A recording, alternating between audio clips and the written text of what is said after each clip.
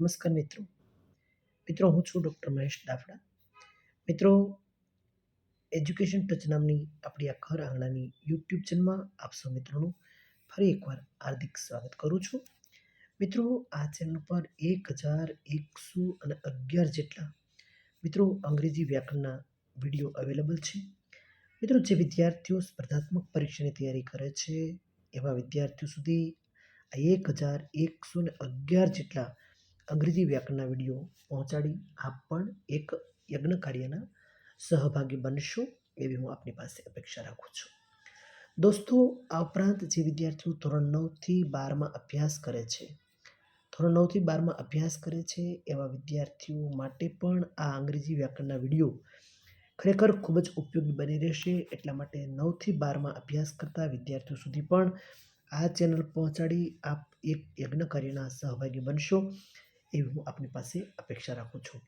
મિત્રો, education touch નામની આપણી આ ઘર આંગણાની યુટ્યુબ ચેનલ પર જે વિદ્યાર્થીઓ સ્પર્ધાત્મક પરીક્ષાની તૈયારી કરે છે એના માટે અત્યારે કરંટ અફેર્સ એ પરીક્ષાનો એક ભાગ બની ગયો છે. જેવી રીતે અંગ્રેજી વ્યાકરણ પણ પરીક્ષાનો એક ભાગ છે, એમ કરંટ અફેર્સ પણ પરીક્ષાનો એક ભાગ બની ચૂક્યો છે. ત્યારે દોસ્તો, આજે 177મો એપિસોડ આપતા હું ખરેખર ખૂબ જ આનંદની લાગણી અનુભવું છું. મિત્રો, આ કરંટ અફેર્સની અંદર દેશ વિદેશની અનેક ઘટનાઓ, જાહેર સમારંભો, એવોર્ડ, યોજનાઓ, ભારત સરકાર, ગુજરાત, વિવિધ ક્ષેત્રની અનેક પ્રવૃત્તિઓને અહીંયા સાંકળવામાં પ્રયત્ન કરવામાં આવ્યો છે. આવા ટોપ 10 સમાચાર દર રવિવારે મિત્રો એજ્યુકેશન ટચ નામની આપણી આ ઘર આંગણાની યુટ્યુબ ચેનલ દ્વારા આપના સુધી પહોંચવાનો પ્રયત્ન કરું છું. તેથી આ ચેનલ અને આ વિડીયો વધુ વધુ વિદ્યાર્થીઓ સુધી પહોંચાડી આપ આંગળી ચિંધ્યાનું પુણ્ય પ્રાપ્ત કરશો એવી હું આપની પાસે અપેક્ષા રાખું છું. મિત્રો, અહીંયા હું તમારી સમક્ષ જે સમાચાર પ્રસ્તુત કરવાનો છું એ સમાચાર એ મારા એક નોલેજ, મારા વાંચનની મર્યાદાને અનુરૂપ અહીંયા આપવામાં આવેલા છે. મિત્રો, કાશ કોઈ ક્ષતિ જણાય તો ચોક્કસપણે કોઈ ઓથેન્ટિક ન્યૂઝપેપરનો અભ્યાસ પણ દોસ્તો અવશ્ય કરજો. મિત્રો, સમાચારમાં એક નજર નાખીએ તો સૌપ્રથમ તાજેતરમાં જ ભારતની economic freedom of the world report 2024માં ભારત 84માં ક્રમે આવેલ છે, 84, અને હોંગકોંગ છે એ આ રિપોર્ટમાં economic freedom of the world report 2024માં ભારત 84, હોંગકોંગ છે એ પ્રથમ સ્થાન ઉપર આવેલું છે. મિત્રો, આ સમાચાર ખાસ યાદ રાખજો. મિત્રો, તાજેતરમાં જ નવેમ્બર 2024 દરમિયાન બ્રાઝિલના રિયો દે જનેરો ખાતે મ્યુઝિયમ ઓફ મોડર્ન આર્ટ ખાતે 19મી, આંકડો ખાસ યાદ રાખજો, G20 20 દેશોનું એક સંમેલન યોજાયું હતું. અને આ સંમેલનની થીમ મિત્રો building a just world and sustain planet. 19મી સમિટ હતી G20ની. ક્યાં આગળ હતી? બ્રાઝિલના રિયો ડે ઝનેરોમાં મ્યુઝિયમ ઓફ મોડર્ન આર્ટ ખાતે. એની theme building a just world and a sustain planet હતી.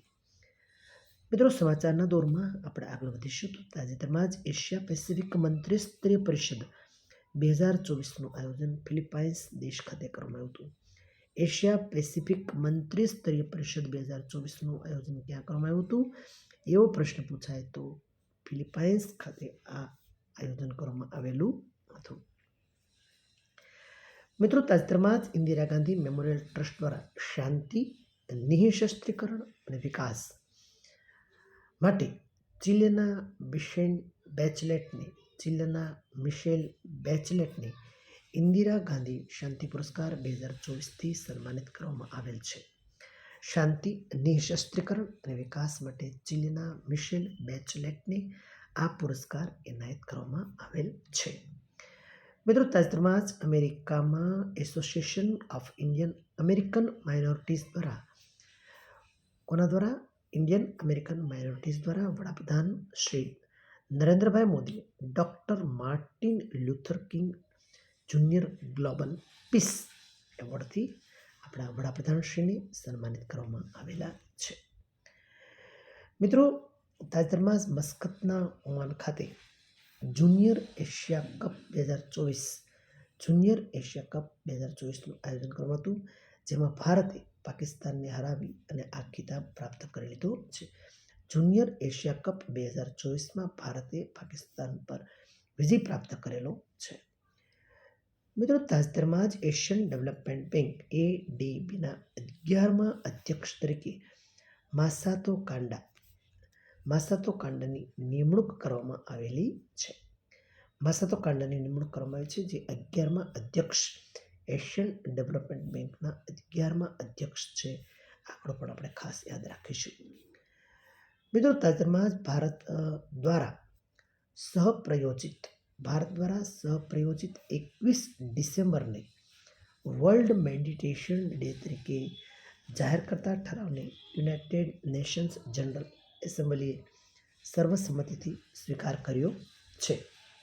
ખાસ યાદ રાખજો, 21મી ડિસેમ્બરને વર્લ્ડ મેડિટેશન ડે તરીકે જાહેર કરતા ઠરાવને યુનાઇટેડ નેશન્સ જનરલ એસેમ્બલીએ સર્વસંમતિથી સ્વીકાર કર્યો છે.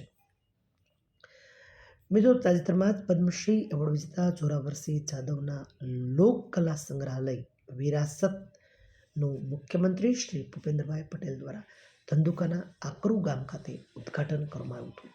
ખાસ નામ યાદ રહ્યું, વિરાસત. જોરાવરસિંહ જાદવના લોકકલા સંગ્રહાલય વિરાસતનું ઉદ્ઘાટન મુખ્યમંત્રી શ્રી દ્વારા કરવામાં આવ્યું હતું, આકરુ ગામ ખાતે. મિત્રો, તાજેતરમાં જ નવી દિલ્હીના ઇન્દિરા ગાંધી ખેલ પરિસરમાં પ્રથમ બોડોલેન્ડ મહોત્સવનું આયોજન કરવામાં આવ્યું હતું. મહોત્સવનું ખાસ યાદ રાખજો, બોડોલેન્ડ. અને જેની થીમ શું હતી? સમૃદ્ધ ભારત માટે શાંતિ અને સદભાવ. સમૃદ્ધ ભારત માટે શાંતિ અને સદભાવ એ આ ખેલ મહોત્સવની થીમ હતી.